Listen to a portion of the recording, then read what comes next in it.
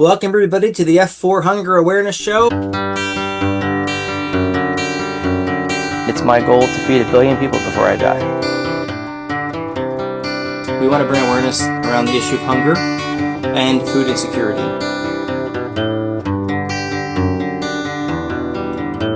7 to 8 million people served so far.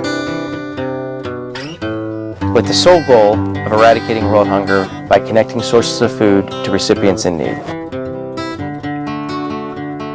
Fiorenza's Food for Friends.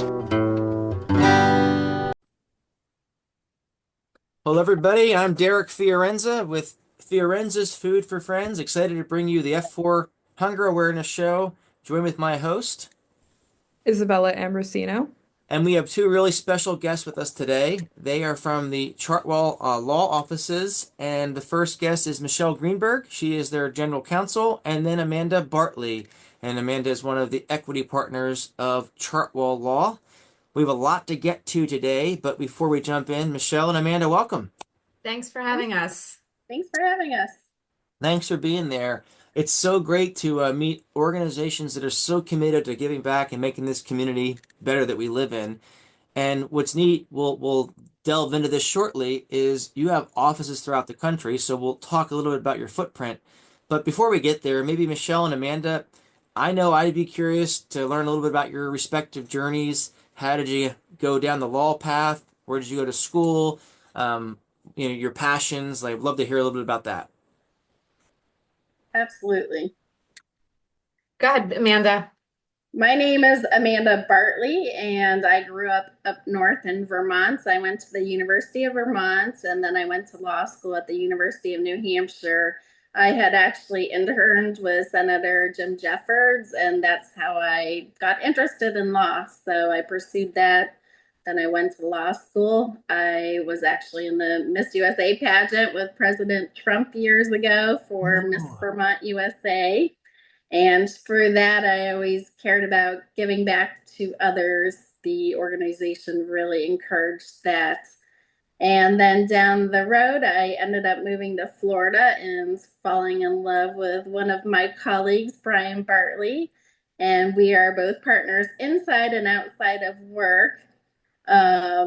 We have 3 children, Ava, Connor, and Nico, and we had actually lost a child, which is what really made us passionate about giving back to others, to give in his memory and carry his name on. So his name was Trevor.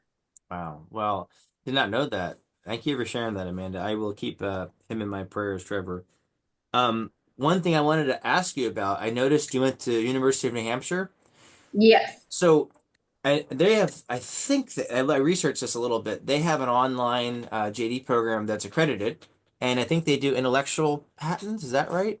Yes, it was the #1 IP school in the country when I attended, and it's still top notch for that. So, Yeah. And the weather is incredible up there.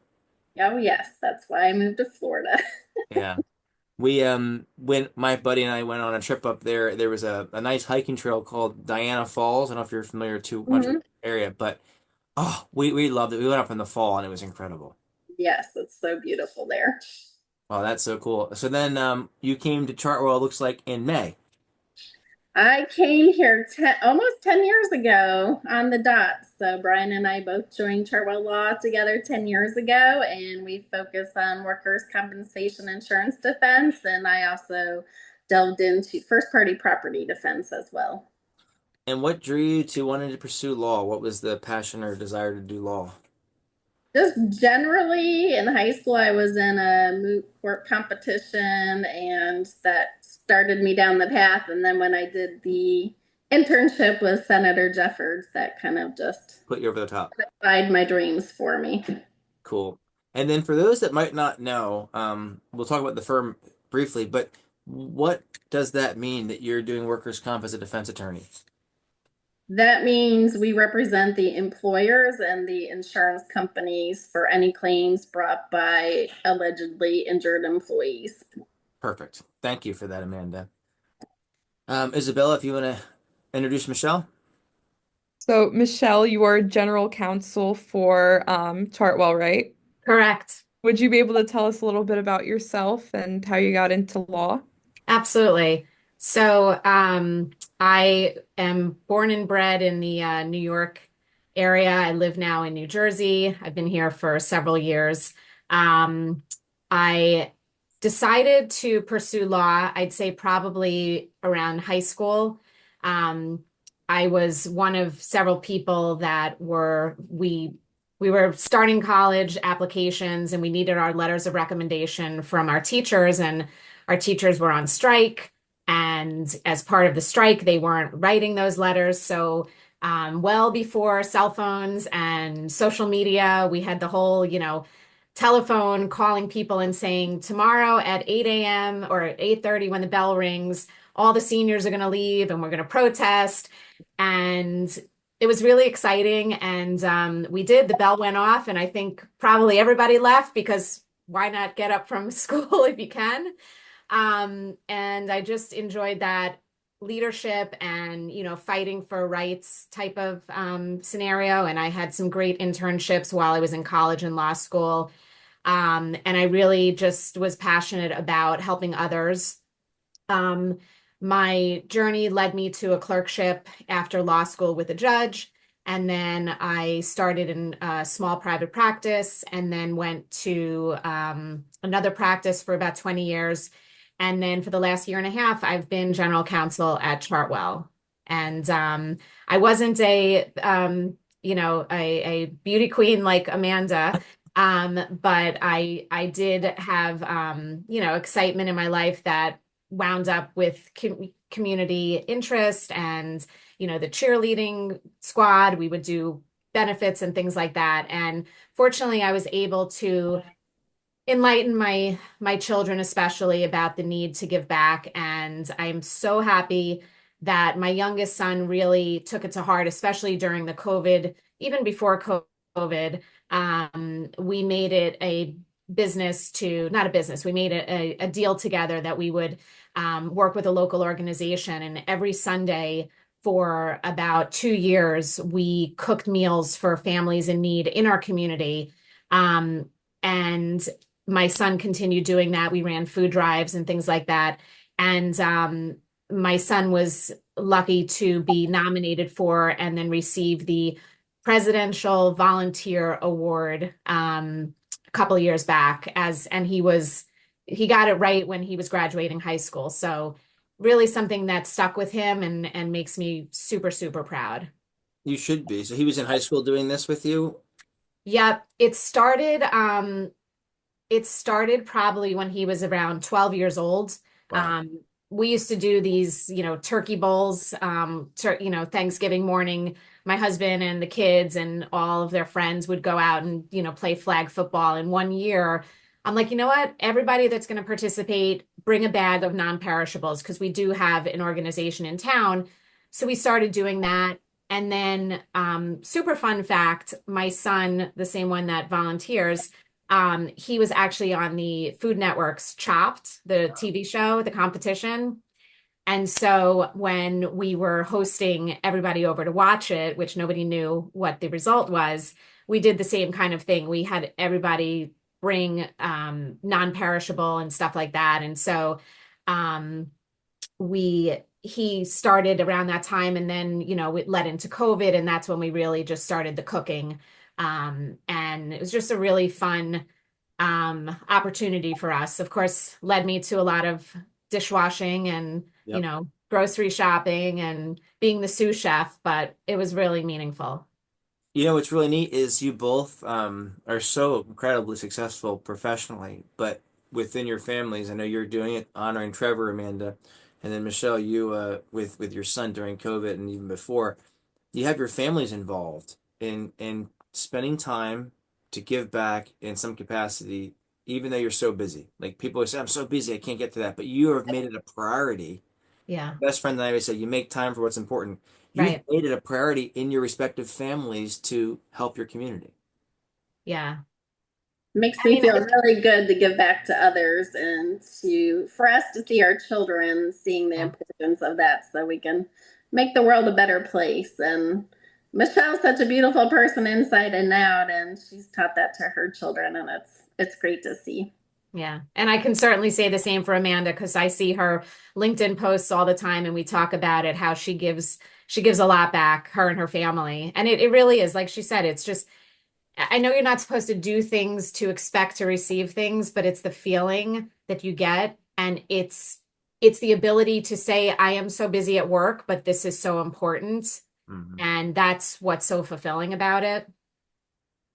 Yeah, Isabella, that's almost a good segue. Before we use that as a launching pad, we talked about this, you and I, about the fulfillment that you get from helping others. Maybe Yes. you want to expand on that?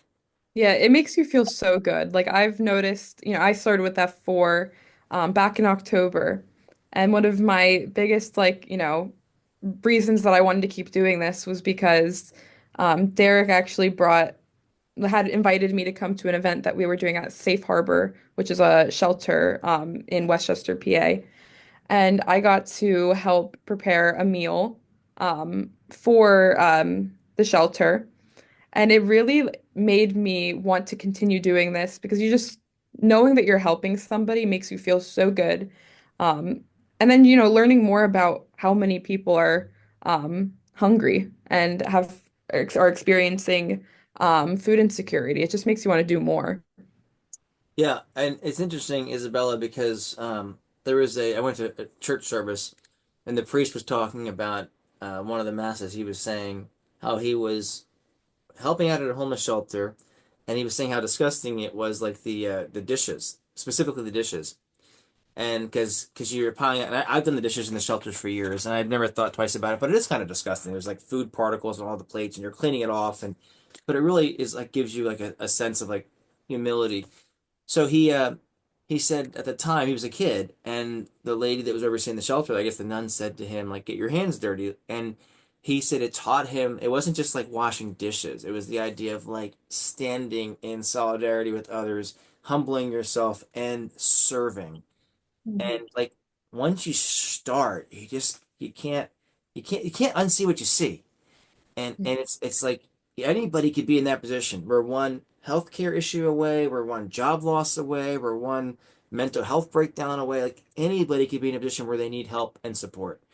And I mean, I don't know on your end, Amanda, but like that is kind of like my framing of how I'm approaching what we're doing.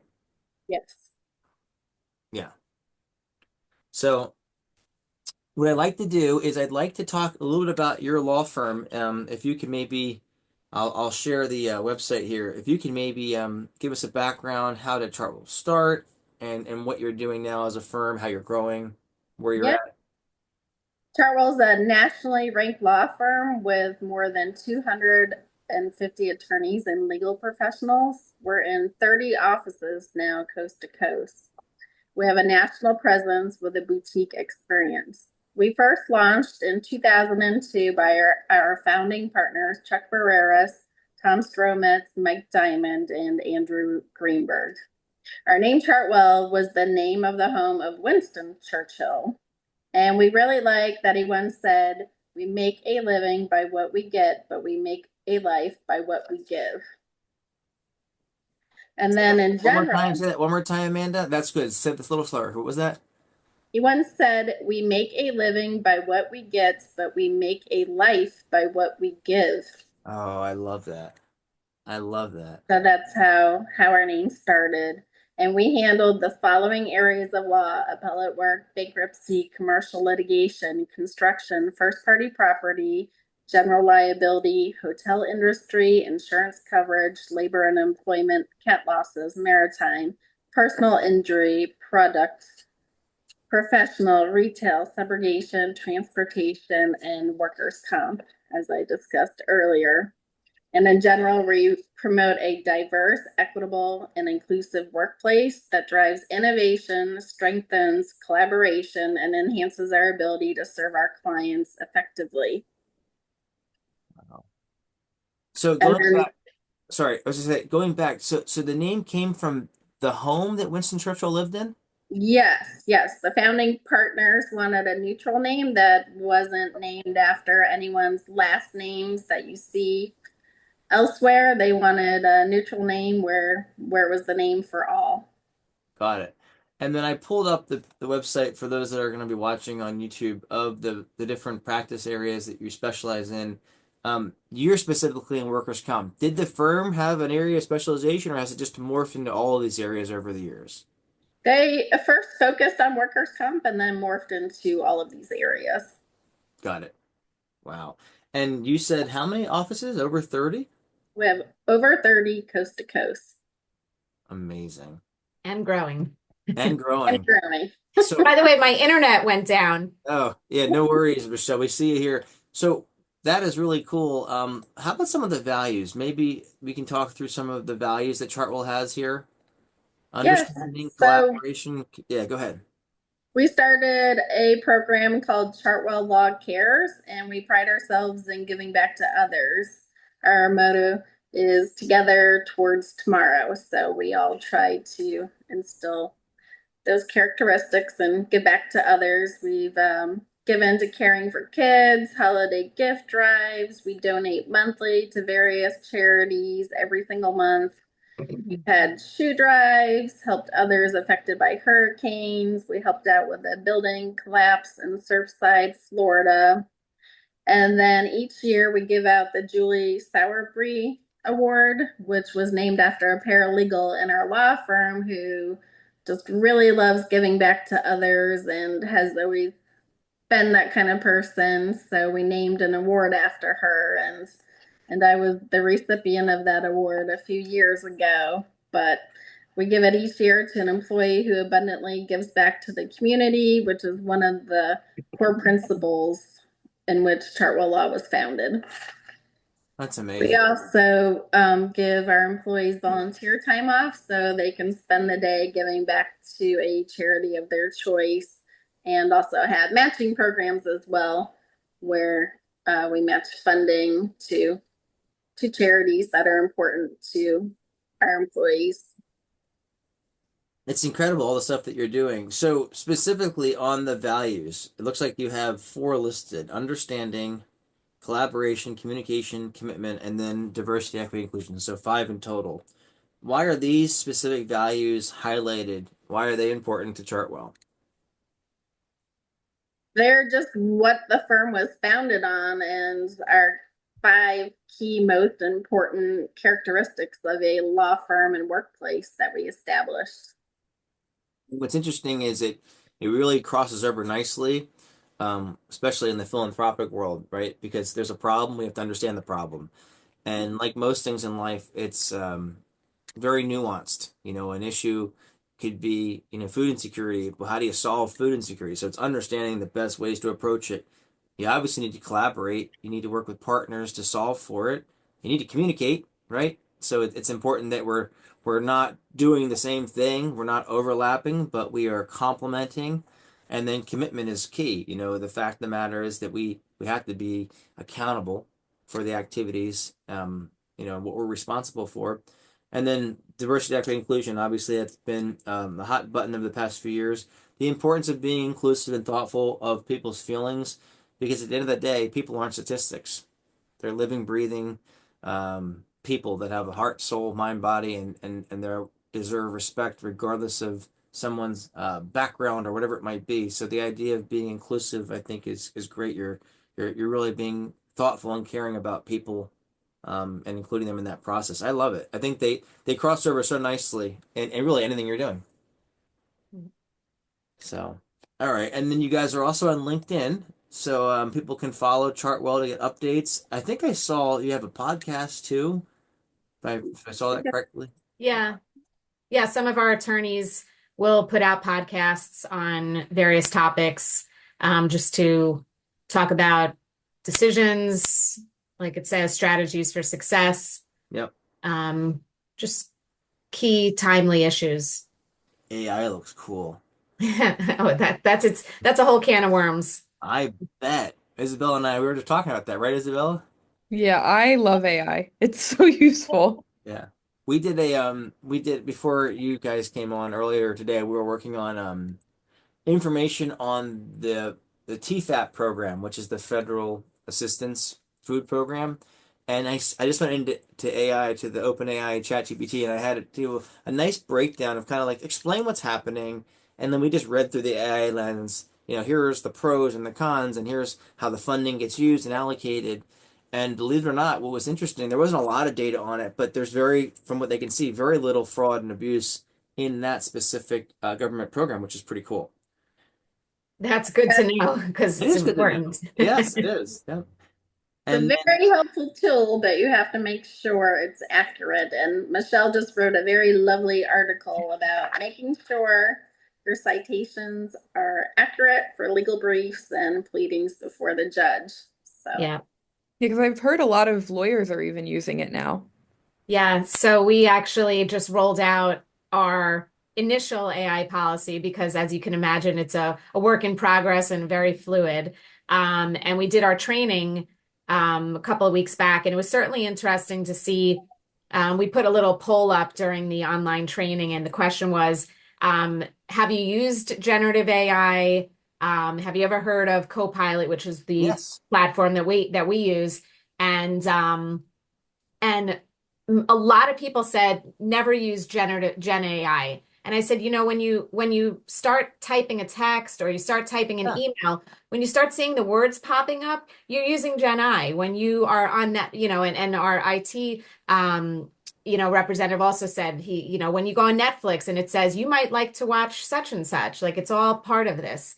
So I think people think if I'm not using Chat GPT, I'm not using AI, but there's a lot of knowledge to learn and a lot of, like Amanda said, cautionary tales, because a lot of lawyers are using it, but a lot of lawyers are using it wrong. And there's these cases that are called hallucinations, or there's hallucinations where the Chat GPT or others will make up cases that don't exist. And unfortunately, attorneys say, oh, great, there's a case, I'm going to use it in mine. And then they go to court and the judge says, I couldn't find this case. And there's been a lot of that. And my role, one of my roles as general counsel is to say, double check, fact check, go to the source, make sure that it actually exists, because we don't need a Chartwell attorney standing before a judge getting sanctioned or embarrassed or anything like that. So it's a risk reward system. That's amazing. They call it a hallucination AI. Yeah, apparently a hallucinate. It's not has nothing to do with the legal field. It's hallucinations are when AI makes things up because of what it has been told, right? Like Huh. it's similar to like when it just makes something up thinking that it's real. That And is as attorneys, we need to make sure that if we're using it, that it actually is real. So I never knew that. Did you know that, Isabella? No, yeah. I feel like it's used in everything now. Yeah, I think every company should have an AI policy. they certainly should. I Yeah. mean, we do in college because I'm about to graduate, Oh, and right. a lot of my professors have started telling us that we can use it. But they go over like how to cite it, Yeah, how to it's the same in the make legal sure it's field. correct and we're not getting false information. So Yeah. it's really, I think in every field, school, they're trying to implement it somehow. It's here, whether we like it or not. And that's what Yeah. we're trying to implement. That's what we're trying to tell our firm is it's here, you're going to use it, just use it right. Yeah. Yeah. That's really good. That's really neat. You're ahead of that. Well, what we like to do now is maybe talk a little bit about our partnership. And as I start to kind of set the table, Isabella, maybe if you want to pull some of those hunger stats we were reviewing from the Yeah. FRAC earlier, I think that would be nice to kind of give some context. But All right. I have them up now. yeah, do you want to mind put it as a backdrop? That'd be great. Okay.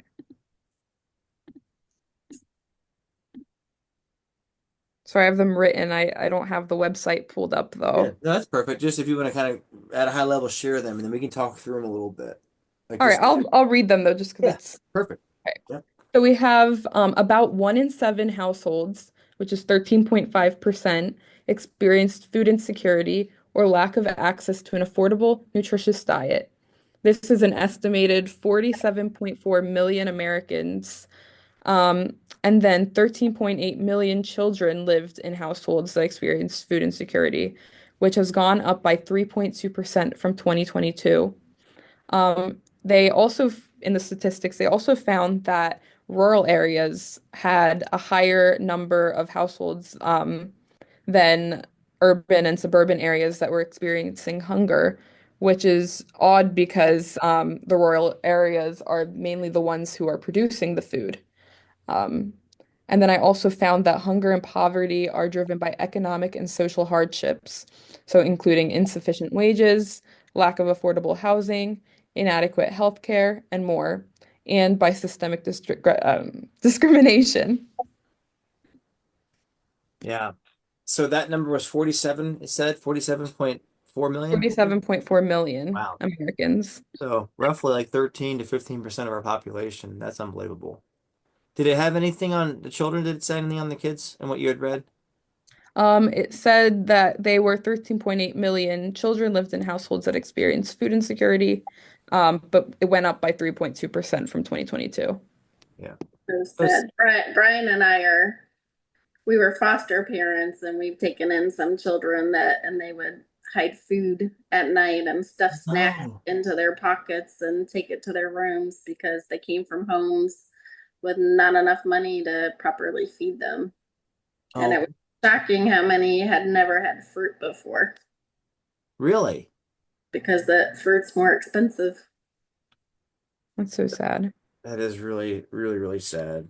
Even in my community, which is um and I live in a suburb outside of New York City, and in our in our high school, some of the kids would, as part of like a volunteer project, they would make peanut butter and jelly. It was the PB&J club. They would make peanut butter and jelly sandwiches, and they would, decorate the bags that it went in so that it came with a little love. And one of the children in the group said that she came home one day and told, or the mom said this, that she came home one day and her daughter said, Mom, I don't understand. I saw the bags.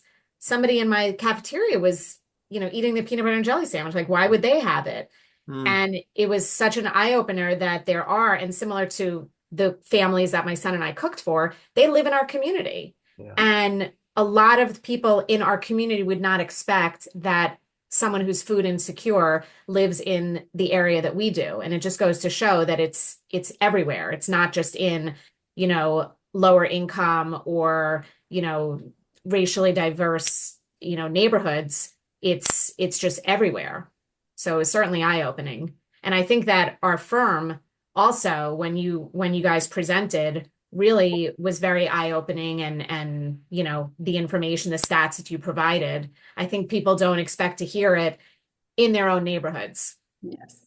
We Right. really liked how you provided statistics for each office in our community. And like Michelle said, it was very eye-opening for your own community, what's really going on. Well, let's talk about that a little bit. It was really great to have the opportunity to partner with you, number one. The work that we do as an organization, we educate and facilitate. So we're not collecting and storing food. We help to identify resources, agencies we call them, that can then distribute food to constituents local to where the food has been donated. So all that to say that we worked with your various locations around the country to identify a local food bank that would receive either the money or the food that was collected and then provide it to the constituents of that community. So all the food stayed local and there was no cost to that food bank to receive the food. It also provided your employees an opportunity to volunteer at that food bank if they so chose. What made your food drive unique and exciting is that since you were so spread out, it wasn't that it was just, the Northeast. We were up and down the East Coast and all to the Midwest. We had a chance to, as you identified, look at the hunger stats in each of those communities and look at the needs of those communities. And we did it by a state level and then a county level. So it was like national, state, county. And it was really interesting to see regarding the state that you were in, the dispersion in food insecurity rates. And I'm not sure if when you went through them, I sent them to each of the offices individually, but there was some massive differences depending upon what state you were in food insecurity rates. Population was one, like there were big population gaps. So in real, like raw numbers, the amount of people that were food insecure, but even the percentages it was shocking. Absolutely.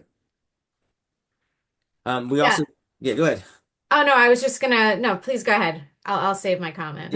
Well, I was just gonna say, and then in addition to the emails that had the stats, how to volunteer, how to donate, we also did recorded videos to try to bring that data to life. And I think, and you can speak to this, Amanda and Michelle, I think it's a good model for other companies that are considering doing a food drive to really engage. You do the written word and then you do the video and support it and then provide it so it's an opportunity to give money but also give time if you wanted. So maybe you can comment on that. Maybe other companies might be interested in doing it as well. Yeah, well, without a doubt, you and your team made it effortless for Chartwell and its employees and extended families.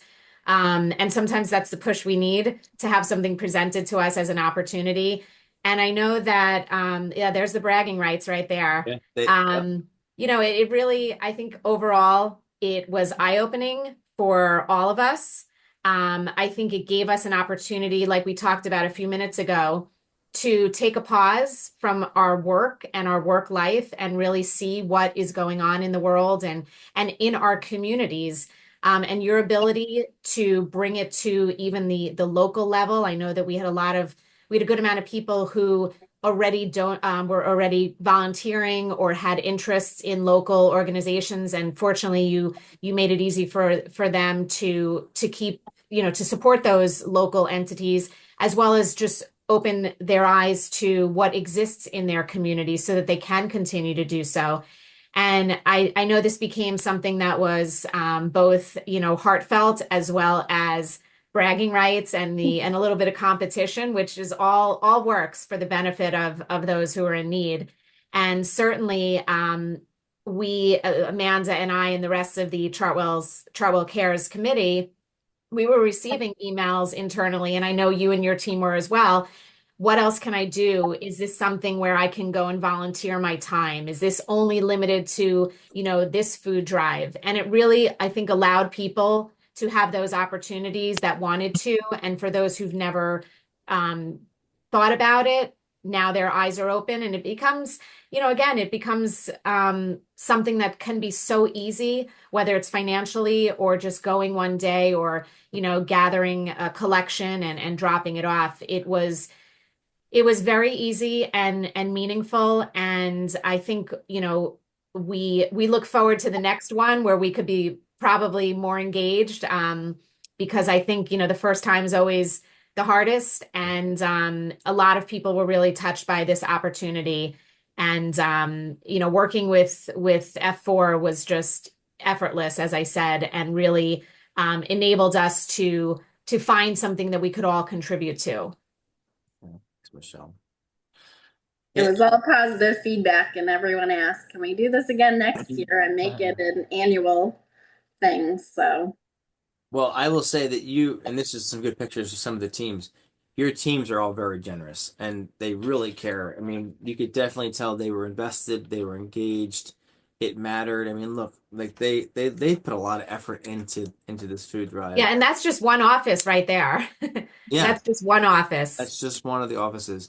So there's a lot of opportunity to kind of even increase that. And as you so well said, what can we do beyond, the food drives? Like what do those pantries need throughout the year? And that's where hopefully team members from Chartwell will say, there's an opportunity. I want to help out with my son or daughter, like you did, Michelle, which was so cool. And just like the concept of just getting involved local keep the energy focused on your local community. You're not going to solve the problem, but you can solve someone's problem. And that's like, let's focus on like in that movie Hacksaw Ridge, he's saving the troops and he says, God, help me save one more. Help me save one more. Help. At the end of that night, and he's coming down the ridge, he saved over 70 lives. It's a true story. He saved over 70 lives, but he focused on one at a time. And it's the same concept with hunger and food insecurity. Like Amanda, you fostered children, and like you were saving one at a time. You went even further, but you were saving one at a time, and it's that concept. Nobody's a lost cause. Let's all we can to help just one person, and then one becomes two, and two is four, and four is eight, and it can grow from there. I really love your lifetime mission Oh, thank you. you have, which do you Yeah. want to share that with everyone again? Yeah, happy to. So, I started the foundation. I had actually discerned the priesthood. That's where it all started. I was a teenager and I decided it wasn't what I wanted to do. I got my MBA and I started providing food to the hungry and homeless. And over time it evolved. I started my dad's family business together in financial planning, and then I made a goal for myself that I wanted to personally, before I died, serve 1 billion people. So then this charity F4 expanded over time, and it's not, I don't get paid for it. I volunteer. I work at like a full-time, second full-time job, but it's just a volunteer avocation for me. But my dream is that when my time is gone, that we would have fed 1 billion people, but more importantly, we would create infrastructures and systems in place so that people will always be able to get access to food as efficiently and effectively as possible in every community around the country. That's my dream and goal. It's I think that's amazing. an amazing goal. And you've taught us all various ways to give back. You can give donations, donate your time, teaching us Yep. Spreading information. the message. No, yes, spreading the message and instilling it in our children to give back. Yeah, you both inspire me so much. You know, the fact that you're able to achieve professionally at such a high level and have made the priority of giving back and teaching your kids how to do that. That's the dream right there. I'm so proud of you both. Thank you. Yeah, we're thankful to be at a firm that embraces it and fosters it, and that's what Chartwell's all about. Well, and Amanda, that's a great maybe way to wrap everything up is this does align like with your values as we're talking here, understanding, commitment, collaboration. Like that's what the food drive was, but that's really how you guys live every day. You actually live that ethos in your day to day at Chartwell. It's really amazing to kind of see that consistently walking the walk. That's amazing. Just to end again with a quote, we make a living by what we get, but we make a life by what we give. I love that. That's a perfect way to end. Well, with that, I look forward to our upcoming drive this year and many more others. Hopefully, other companies will also jump on board. We are thankful and thrilled to partner with you. We're grateful for your support and all that you're doing in the community. So, Michelle and Amanda, thank you so much for being with us today on the F4 Hunger Awareness Show. Thanks for Thank you. having us, and thanks for everything you do. All right. Thank you. Thank you.